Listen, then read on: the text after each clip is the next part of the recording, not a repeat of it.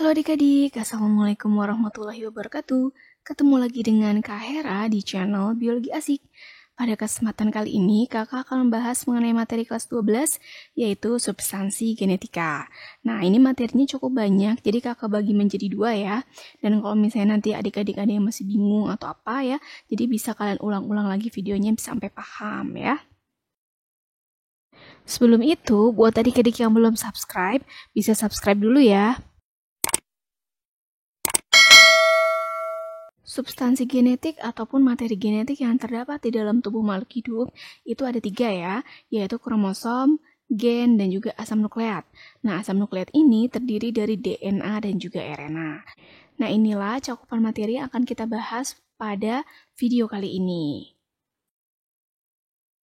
Lalu apa hubungan antara kromosom, gen, dan juga asam nukleat?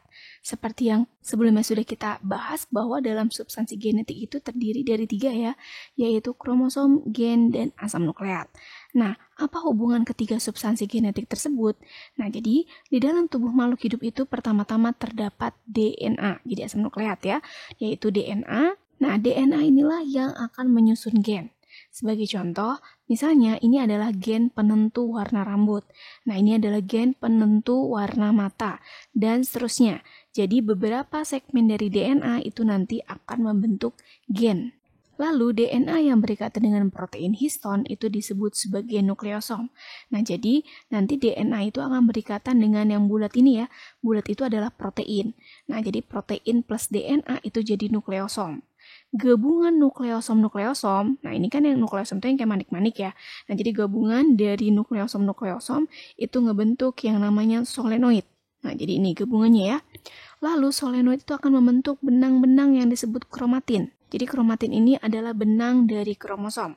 Nah, kromatin itu akan memendek dan menebal, jadilah kromosom. Nah, kromosom ini terdapat di dalam inti sel dari makhluk hidup. Nah, sel-sel tersebut kemudian menyusun tubuh makhluk hidup ya. Jadi urutannya dari yang paling kecil itu tadi gen ya, gen itu tersusun dari DNA. DNA yang berikatan dengan protein itu namanya nukleosom. Nukleosom membentuk solenoid. Solenoid lalu membentuk kromatin. Kromatin menebal menjadi kromosom. Nah, kromosom ini terdapat di dalam sel makhluk hidup. Nah, sel-sel itu berarti akan menyusun makhluk hidup. Nah, berarti di dalam tubuh kita nih, dalam tubuh makhluk hidup itu terdapat kromosom, gen, dan juga asam nukleat. Kita masuk ke pembahasan yang pertama, yaitu membahas mengenai kromosom. Istilah kromosom berasal dari bahasa Latin, yaitu chroma yang artinya warna dan soma yang artinya badan. Istilah ini dikemukakan pertama kali oleh Wilhelm Waldeyer pada tahun 1888. Nah, ketika dilakukan pewarnaan, nanti ada 2 bagian kromosom yang terlihat jelas, yaitu sentromer yang warnanya lebih terang, karena sentromer ini adalah bagian dari kromosom yang tidak menyerap zat warna atau kemampuan dalam menyerap zat warnanya itu sangat rendah. Dan yang kedua, nanti ada bagian dari kromosom yang disebut sebagai kromatid. Nah, bagian ini ketika dilakukan pewarnaan akan berwarna lebih gelap karena dapat menyerap zat warna. Jadi kemampuan dalam menyerap zat warnanya itu lebih tinggi dibandingkan sentromer. Struktur kromosom, maka yang pertama ada bagian yang disebut sebagai selaput. Jadi ini kan tadi ada kromatid atau lengan kromosom ya. Nah, jadi nanti di paling luar dari kromosom itu terdapat selaput atau membran yang di dalamnya itu terdapat cairan yang disebut sebagai matriks. Nah, yang memisahkan lengan kromosom itu ada sentromer. Nah, sentromer ini kan tadi yang tidak menyerap zat warna. Di dalam sentromer itu terdapat kinetokor yang berfungsi sebagai tempat melekatnya benang-benang spindle ketika pembelahan sel. Selanjutnya, di dalam kromosom, nah ini ya, terdapat filamen-filamen tipis yang disebut sebagai kromonema atau kromatin ya. Jadi kromatin itu benang-benang kromosom sebelum dia mengalami penebalan. Nah, di dalam kromonema, nah ini yang titik-titik warna kuning ini ya, jadi ada yang disebut sebagai kromomer. Nah, kromomer ini merupakan tempat di mana terdapat gen atau kita kenal dengan istilah locus gen. Jadi, gen itu berada di bagian kromomer ini. Nah, kemudian di bagian ujung-ujung dari kromosom itu terdapat yang namanya telomer. Nah, telomer ini adalah ujung kromosom yang berfungsi untuk menjaga agar DNA yang terdapat di dalam kromosom itu tidak mudah terurai. Nah, ini penjelasannya ya. Jadi biar adik-adik makin paham, kita ulang sekali lagi. Jadi yang pertama tadi ada sentromer ya. Jadi ini bulatan yang di tengah kromosom. Jadi kalau satu bulatan itu namanya sentromer. Ini misahin tadi lengan kromosom. Nah, kemudian di dalam sentromer itu terdapat kinetokor, tempat melekatnya benang-benang spindel ketika pembelahan sel. Lalu ada kromatid. Nah, ini tadi ya, kalau satu lengan ini namanya kromatid. Ada lengan panjang dan juga ada lengan pendek nanti ya. Kemudian di dalamnya kromosom ada filamen tipis yang disebut sebagai kromonema atau kromatin. Lalu di dalamnya ada titik-titik ini ya, mandik-mandik yang disebut sebagai kromomer, yaitu tempat adanya gen ya atau lokus gen. Dan yang terakhir ada telomer yang berfungsi untuk menjaga agar DNA tidak mudah terurai. Selanjutnya kita akan membahas mengenai telomer dan penuaan. Berdasarkan penelitian yang telah ditemukan, ternyata telomer itu berkaitan dengan penuaan. Nah, tadi telomer itu kan ujung-ujung dari kromosom ya. Nah, jika kita perbesar, nah di dalam telomer itu ternyata berisi susunan basa nitrogen atau basa nukleotida yang jumlahnya itu bisa ribuan ya. Nah, pada setiap makhluk hidup, susunan basa nukleotida pada telomernya itu berbeda-beda. Untuk manusia, susunan telomernya itu adalah basa TTAGG yang berulang hingga 9 sampai 15 kilo basa nukleotida. Jadi panjang banget ya. Jadi TTAGG atau basa ini yang akan berulang hingga panjang tadi 9 sampai 15 kilo. Adanya perubahan pada telomer itu berkaitan dengan proses penuaan. Nah, telomer ini dijaga keutuhannya itu oleh enzim telomerase.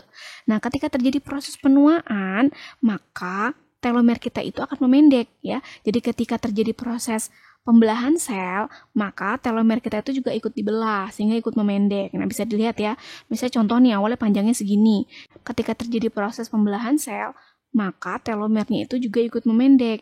Sehingga semakin bertambahnya usia, maka panjang telomer seseorang itu akan semakin pendek. Nih contoh ketika usia 20-an ya, telomernya segini. Nah, semakin bertambahnya usia, contoh ini 40 tahun, nah makin berkurang ya. Nah, kemudian misalnya bertambah usia lagi 60 tahun, nah semakin pendek lagi. Karena tadi ketika terjadi pembelahan sel, telomernya itu ikut memendek dan panjangnya akan semakin berkurang ya. Jadi basa nitrogennya pun juga ikut berkurang seperti ini ya. Selanjutnya kita akan membahas mengenai macam-macam kromosom. Berdasarkan fungsinya, kromosom itu dibagi menjadi dua. Yang pertama ada autosom atau kromosom tubuh, dan yang kedua ada gonosom atau kromosom kelamin. Kromosom tubuh itu berfungsi untuk mengendalikan sifat-sifat tubuh. Contohnya, kenapa sih warna mata kita berbeda-beda, warna rambut kita berbeda-beda, warna kulit kita berbeda-beda. Nah, itu karena dikendalikan oleh autosom. Autosom ini nanti diberi simbol huruf A besar ya. Nah, kalau A besarnya 1 artinya sebuah. Nah, kalau A-nya 2, AA, nah itu artinya sepasang. Contoh, misalnya manusia memiliki 44A. Nah, berarti artinya manusia itu memiliki 44 buah autosom. Atau sama dengan 22 AA, yang artinya 22 pasang autosom. Jadi ingat kalau A-nya 1 artinya sebuah, kalau A-nya 2 artinya sepasang. Nah, sedangkan gonosom itu yang mengendalikan atau yang menentukan jenis kelamin. Nah, sehingga kalau pada manusia, kromosom kelamin itu ada 2, ada X, ada Y. Kalau terdiri dari 2 kromosom X, maka wanita atau jadi perempuan ya. Sedangkan kalau terdiri dari X dan Y, itu jadi anak laki-laki. Kromosom dalam tubuh makhluk hidup itu memiliki pola tampilan tertentu atau memiliki susunan tertentu. Nah, yang disebut sebagai karyotype. Maka tubuh manusia itu kan terdiri dari 2 sel ya, yaitu memiliki sel tubuh dan juga sel kelamin. Nah, karyotype untuk sel tubuh dan sel kelamin itu nanti akan berbeda.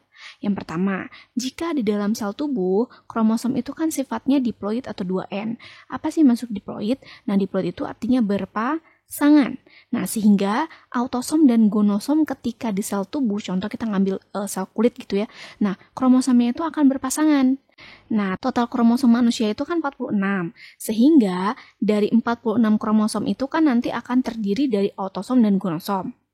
Jadi karyotype-nya tuh nanti akan berbeda.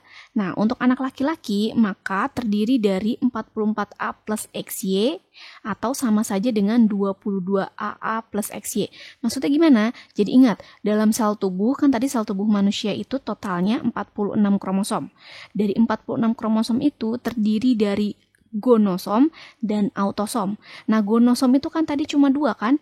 XX atau XY. Nah, karena anak laki-laki, maka XY berarti 46-nya kurangi 2. Kan 2-nya jadi gonosom gitu ya. Nah, berarti 46 dikurangi 2 berarti 44. Sehingga 44-nya ini adalah autosomnya. 44 autosom itu kan kromosomnya berpasang-pasangan kan, sehingga sama saja dengan 22 pasang autosom. Jadi bisa ditulis dengan 44A plus XY atau 22AA plus XY. Ini untuk anak laki-laki.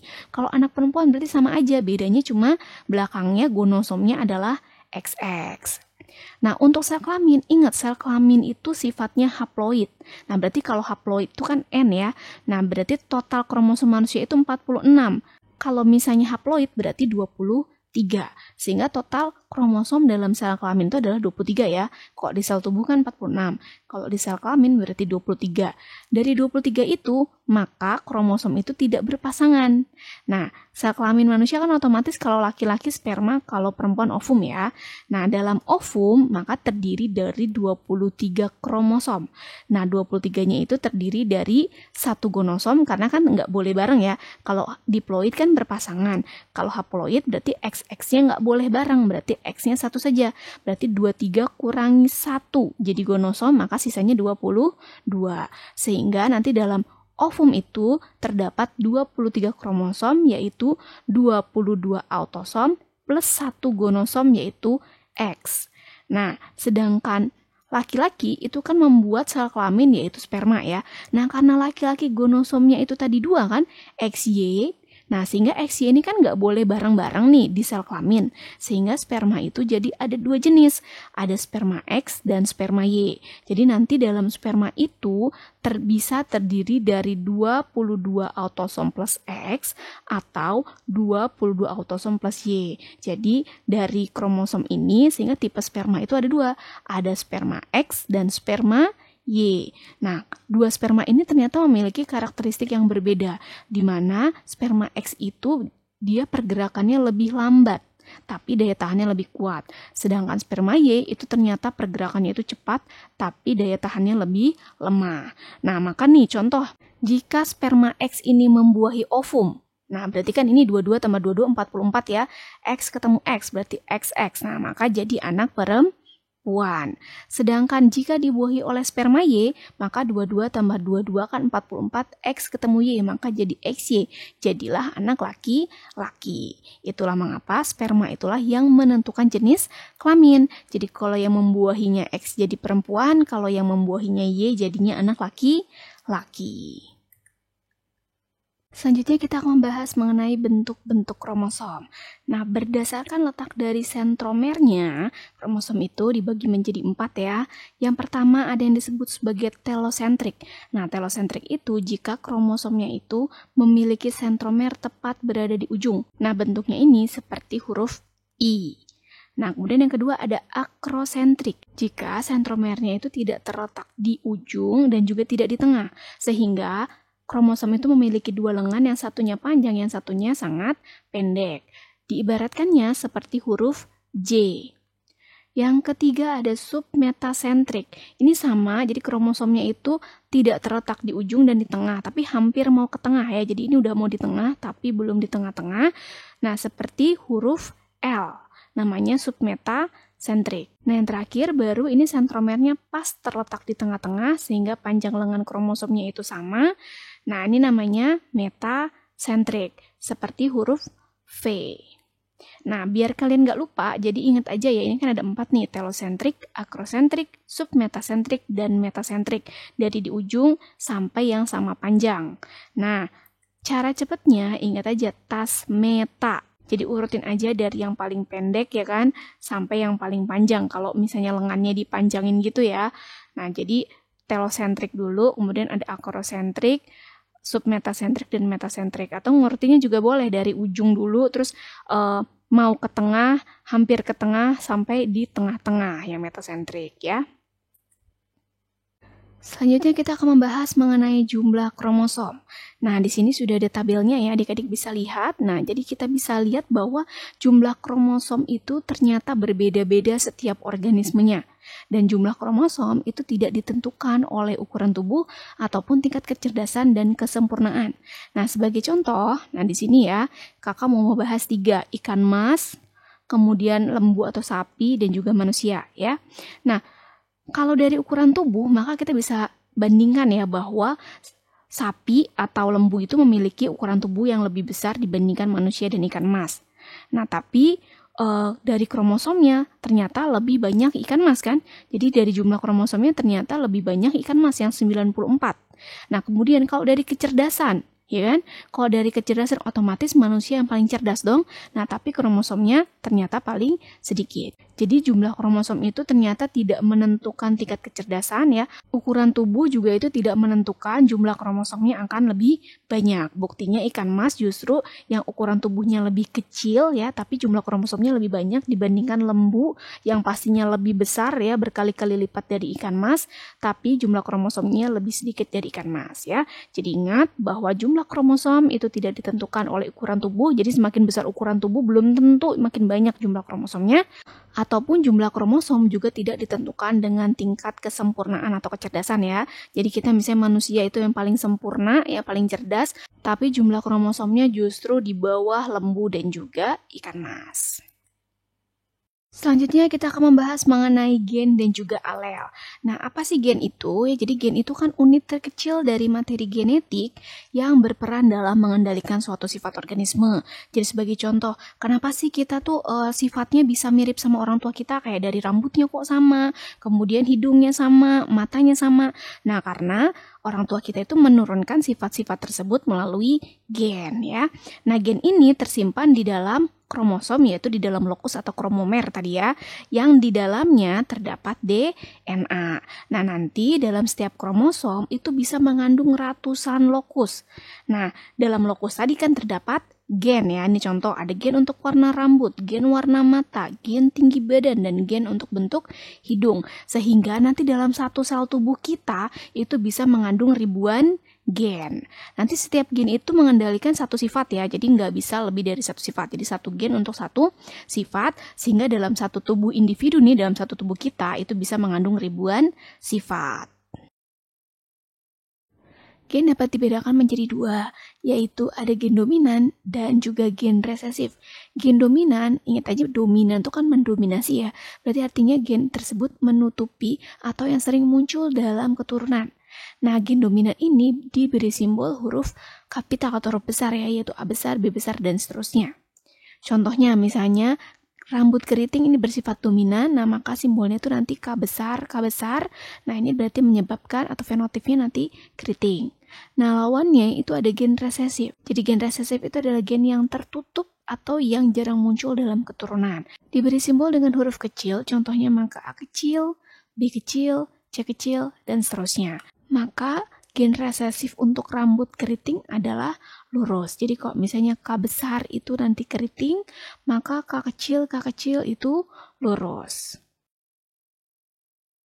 Selanjutnya ada alel. Alel merupakan pasangan gen yang terdapat pada kromosom homolog yang menunjukkan sifat alternatif sesamanya. Nah, sebagai contoh, di sini ada gambar sepasang kromosom homolog. Jadi kromosom homolog itu artinya kembar ya, memiliki bentuk dan gen yang bersesuaian. Jadi misalnya di kromatid yang pertama ini kita terdapat gen K besar.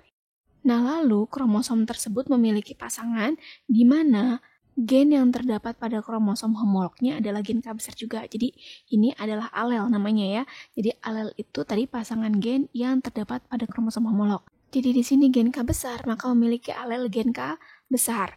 Nah, karena susunan gennya sejenis nih ya, sama-sama dominan kan ya. K besar kan kalau huruf besar tadi dominan. Dominan dengan dominan itu disebutnya homozigot. Nah, jadi karena gennya dua-duanya sama-sama dominan, maka disebut homozigot dominan ya. Jadi homozigot itu jika susunan gennya sejenis, dominan sama dominan, resesif sama resesif. Nah, yang kedua, bisa saja susunannya itu gen K besar, alelnya K kecil. Nah, maka gen K besar K kecil itu disebutnya heterozigot karena susunan gennya tidak sejenis. Dan yang terakhir, maka bisa saja dalam suatu kromosom homolog itu gennya itu K kecil dan memiliki alel K kecil. Maka K kecil ini disebutnya sebagai homozigot resesif. Nah, jadi ini disebutnya sebagai genotip. Ya, jadi genotip itu adalah susunan gen dalam kromosom. Jadi bisa homozigot dominan, bisa heterozigot, bisa juga homozigot resesif. Nah, sedangkan yang tampak, sifat yang tampak ya, jadi kan kalau gennya tadi K besar, K kecil, K kecil, K kecil, atau K besar ya. Nah, ini adalah gennya. Nah, yang kita bisa lihat itu kan rambut kitanya ya. Misalnya tadi gen K besar itu menentukan sifat keriting, K kecil untuk sifat lurus. Nah, yang bisa kita lihat atau yang tampak di mata kita itu kan rambut kita lurus atau keriting. Nah, itu disebutnya fenotip ya. Jadi kalau genotip itu susunan gennya, jadi tidak tampak.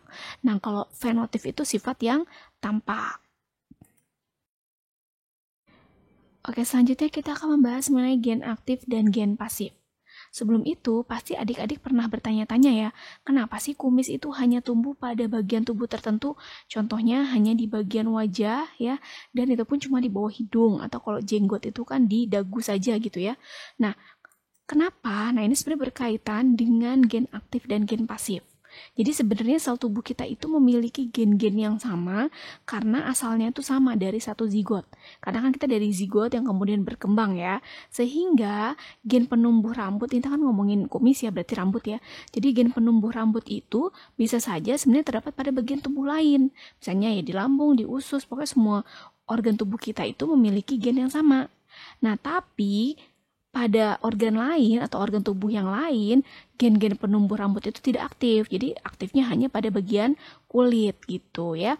Nah, selain itu, gen aktif ini atau keaktifan gen itu juga dipengaruhi oleh jenis kelamin, umur, dan keberadaan gen. Kalau jenis kelamin jelas ya, contohnya kumis. Nah, kumis itu kan hanya tumbuh pada laki-laki ya. Jadi mungkin wanita tumbuh juga, tapi kan nggak selebat laki-laki gitu ya. Dan tumbuhnya itu kan juga pada umur tertentu ya. Jadi laki-laki juga kan nggak dari lahir tiba-tiba berkumis kan, enggak ya. Tapi puber dulu baru tumbuh gitu ya kumisnya. Nah, jadi keaktifan gen itu dipengaruhi oleh jenis kelamin, umur, dan keberadaan gen tadi. Jadi gen kumis itu berarti aktifnya hanya pada bagian misalnya bawah hidung, kemudian kalau jenggot itu di dagu ya. Jadi kalau pada bagian tubuh lain tidak aktif. DNA atau ADN atau kepanjangannya dari deoksiribosonukleik acid itu pertama kali ditemukan pada tahun 1869 oleh Friedrich Mischer. Jadi pada tahun 1869, Friedrich Mischer itu melakukan penelitian terhadap susunan kimia dari inti sel atau nukleus. Dari penelitiannya terhadap inti sel tersebut, akhirnya beliau menemukan DNA yang merupakan penyusun gen yang terdapat di dalam kromosom. Nah, selanjutnya pada tahun 1953, dua tokoh yaitu James Watson dan Francis Crick itu menemukan struktur helix dari ganda DNA. Jadi kalau kita melihat DNA sekarang itu kan double helix ya, atau dua rantai seperti ini. Nah, beliau inilah yang menemukan struktur dari DNA tersebut. Nah, lalu bagaimana sih struktur DNA? Nah, jadi DNA itu adalah polimer yang di dalamnya itu terdapat nukleotida. Jadi DNA itu mengandung polinukleotida, atau nukleotidanya banyak gitu ya.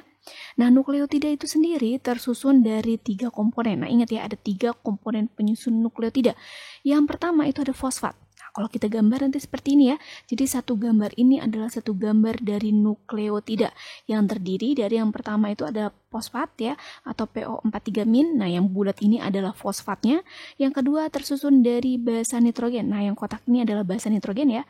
Nah, basa nitrogen yang terdapat pada DNA itu bisa 2, ada basa purin dan basa pirimidin. Jadi di sini bisa basa purin dan bisa basa pirimidin ya. Basa purinnya itu terdiri dari 2, yaitu guanin dan adenin. Nah, sedangkan pirimidinnya terdiri dari sitosin ya, simbolnya itu S atau C itu pakai bahasa Inggris ya, dan timin. Nah, jadi nanti di sini bisa saja basa nitrogennya itu bisa G, bisa A, bisa S, atau bisa T. Nah, baru yang terakhir adalah gula pentosa. Kenapa disebut gula pentosa? Karena gulanya ini berkarbon 5 ya. Jadi gulanya berkarbon 5. Nah, gula pentosa pada DNA itu disebutnya deoksiribosa. Kenapa? Nah, jadi penyusun DNA itu kan gulanya namanya gula ribosa.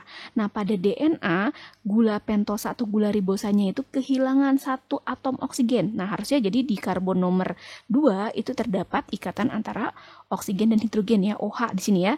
Nah, di sini hilang, makanya disebutnya deoksiribosa. Ribosa yang kehilangan oksigen. Jadi ini adalah struktur dari gula ribosa. Nah, pada DNA ribosanya kehilangan O, makanya disebutnya deoksiribosa. Nah, sedangkan nukleotida yang tidak memiliki fosfat, jadi kalau tadi lengkap ya gula, basa nitrogen sama fosfat, itu kan disebutnya nukleotida. Nah, tapi kalau misalnya nukleotidanya kehilangan fosfat, itu disebutnya nukleosida. Jadi nukleosida itu terdiri dari gula pentosa dan basa nitrogen. Nanti kan biasanya di soal suka ditanya tuh basa nitrogen untuk DNA apa, RNA apa gitu ya. Nah, untuk DNA ingat aja nih cara cepatnya ya. Jadi kan ada 4 nih basa nitrogen pada DNA ya. Ingat cara cepatnya adik gua suka timun. Jadi adik gua tuh apa? Adenin, guanin, sitosin, dan timin ya. Jadi adik gua suka timun, adenin, guanin, sitosin, dan timin. Ciri selanjutnya, DNA itu berupa rantai panjang, ganda, dan terpilin atau yang disebut sebagai double helix. Jadi DNA itu diilustrasikannya seperti ini ya. Jadi memiliki 2 rantai yang panjang dan juga melilit seperti ini ya. Atau disebutnya double helix. Nah, kalau kita perbesar nanti helix dari DNA itu, dia akan membentuk yang namanya ikatan anak tangga sama ibu tangga ya. Jadi anak tangganya yang ini. Nah, sedangkan ini adalah ibu tangga atau backbones ya. Jadi sugar phosphate backbones atau ibu tangga. Nah, ini anak tangganya. Nah, jika kita berbesar, nanti bentuknya akan seperti ini. Jadi, kedua rantai dari polinukleotida DNA itu akan berjajar. Nah, seperti ini ya. Gula dan fosfat itu akan membentuk yang namanya ibu tangga atau sugar phosphate backbones ya. Nah, sedangkan anak tangganya itu berupa ikatan antara basa nitrogen ya. Nah, pasangan basanya itu antara basa purin dengan pirimidin, di mana jika basa pirimidinnya sitosin, nah itu akan berpasangan dengan guanin. Nah, sedangkan adenin itu akan berikatan dengan timin ya. Jadi sekali lagi, basa sitosin akan berikatan dengan guanin. Nah, yang mengikatnya ini adalah ikatan hidrogen. Nah, jadi ini garis-garis yang ini ya. Ini adalah ikatan hidrogen. Nah, di mana yang menghubungkan antara sitosin dengan guanin itu ikatan hidrogennya, ikatannya 3. Sedangkan antara adenin dengan timin itu ikatan hidrogennya jumlahnya 2. Sehingga akan lebih kuat jika dalam suatu polinukleotida tersebut banyak mengandung ikatan antara sitosin dengan guanin. Selain itu, kedua untai polinukleotida itu berjajar membentuk helix ganda secara antiparalel ya. Jadi maksud antiparalel itu apa? Nah, adik-adik bisa lihat di sini ya bahwa DNA yang satu yang dari satu nukleotida ya. Ini kan 2 rantai ini rantai pertama, misalnya ini kan ya. Nah, ini rantai keduanya. Nah, antara rantai yang satu dengan rantai yang satunya lagi itu berkebalikan ya. Bisa dilihat ya bahwa di sini gula pentosanya terbalik yang satunya lagi. Jadi disebutnya antiparalel. Jadi kalau di sini kita bisa lihat bahwa fosfat itu nempel di karbon dari gula nomor 5, jadi ini ujungnya 5 ya kan. Sedangkan fosfat yang paling bawah itu pasti nempel di karbon nomor 3. Nah, pasangannya itu pasti kebalikannya. Yang atasnya itu berarti nomor 3 ya, berarti ini kalau misalnya itu kan berarti di bawah sini ada lagi ya. Nah, nomor 3, yang bawahnya nomor 5, sehingga disebutnya anti paralel karena berkebalikan seperti ini ya. Jadi ini 5 ke 3, yang ini 3 ke 5. Ya, asam nukleat yang kedua ada RNA atau ARN ya, ribonucleic acid ya. Nah, kalau struktur dari RNA itu sama seperti dengan DNA, yaitu tersusun dari nukleotida. Nah, nukleotidanya itu juga sama, terdiri dari 3, yaitu fosfat atau PO43-min, kemudian ada basa nitrogen juga, jadi ini fosfatnya sama ya. Kemudian basa nitrogennya juga sama, ada purin dan pirimidin. Purinnya terdiri dari guanin dan adenin, sama ya. Nah, bedanya di pirimidinnya. Kalau pirimidin dari DNA itu kan tadi sitosin dengan timin ya. Sedangkan pada RNA, pirimidinnya itu adalah sitosin dengan urasil. Nah, yang kedua bedanya adalah dari gulanya. Kalau DNA gulanya disebut deoksiribosa, maka namanya DNA. Sedangkan pada RNA, gulanya itu ribosa, jadi tidak kehilangan oksigen. Nah, satu gambar ini ingat namanya nukleotida. Nah, biar nggak lupa juga untuk bahasa nitrogen pada RNA, ini kakak udah ada cara cepatnya juga ya. Jadi kalau tadi DNA itu adik gua suka timun, nah ini beda dikit ya. Jadi untuk RNA, ingat bahasa nitrogennya ada 4, ingat cara cepatnya adik gua suka usil, beda dikit ya. Jadi suka timun sama suka usil ya. Jadi adik gua suka usil itu berarti untuk bahasa nitrogen RNA itu ada adenin, guanin sama ya seperti DNA. Nah, bedanya di pirimidinnya yaitu sitosin sama urasil. Jadi bedanya di urasilnya ya. Jadi ingat cara cepatnya adik gue suka usil. Selanjutnya kita bahas mengenai jenis-jenis RNA. Jadi RNA itu dibagi menjadi 3 ya. Yang pertama ada mRNA atau messenger RNA atau RNA-D atau nama lainnya RNA duta. Jadi ada 2 yang namanya ya. mRNA atau RNA-D. Nah, yang kedua ada RNA transfer atau RNA-T, dan yang ketiga ada RNA-R atau RNA ribosom. Yang pertama, messenger RNA atau RNA duta itu merupakan RNA yang berfungsi untuk mengangkut atau membawa kode-kode genetik yaitu kodon ya dari nukleus ke ribosom. Jadi ketika di nukleus itu kan terjadi proses pembentukan kodon ya atau kode genetik tadi. Nah, kodon inilah nanti yang akan diterjemahkan menjadi asam amino. mRNA inilah yang nanti akan membawa kodon ini dari nukleus ke ribosom. Kemudian yang kedua RNA transfer. Nah, kalau RNA transfer itu fungsinya membawa asam amino, nih ya ini ya. Jadi ketika mRNA sudah tiba di ribosom, nanti RNA transfer akan membawa pasangannya kodon tadi yaitu antikodon. Nah, jadi ini antikodon ya, dan membawa asam amino sesuai dengan kode-kode yang ada pada kodon gitu. Jadi fungsinya RNA-T adalah membawa asam amino ke ribosom dan juga membawa antikodon ya, sesuai dengan pasangannya yaitu kodon. Kemudian RNA-R itu berfungsi untuk mesin penyelaras ya atau sebagai mesin perakit polipeptida. Jadi RNA ribosom ini bisa dibilang membantu dalam proses pembentukan polipeptida atau protein. Nah, kurang lebih gambarnya seperti ini ya. Jadi ini adalah ribosom ya. Jadi ada sub kecil ribosom dan sub besar ribosom.